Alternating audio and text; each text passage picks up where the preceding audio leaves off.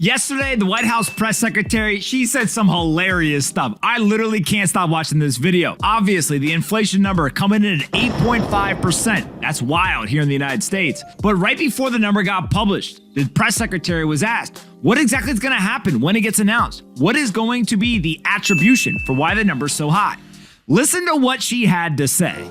So because of the actions we've taken to address the Putin price hike, we are in a better place than we were last month. But we expect March CPI headline inflation to be extraordinarily elevated due to Putin's price hike. And we expect a large difference between core and headline inflation, reflecting the global disruptions in energy and food markets. So core inflation doesn't include energy and food prices.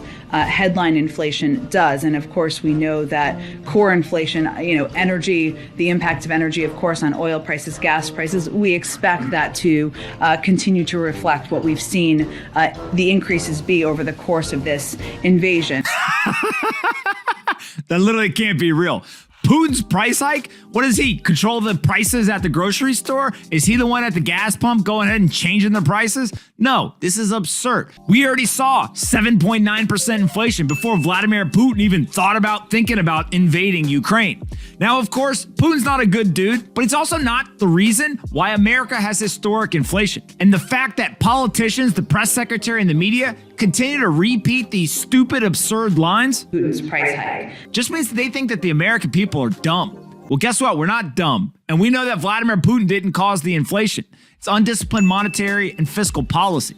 And politicians would have a lot more trust with the American people if they simply came out and said, hey, we did what we had to do to mitigate short-term pain. This is the trade-off that we made. We're going to address it now and bear with us as we get it under control. A lot of people would say, you know what? That sounds pretty reasonable. But when they start yelling and screaming about Putin's price hike, all we keep thinking is, no, y'all dumb. Inflation's here because of the decisions you made, not because of anything that Putin did.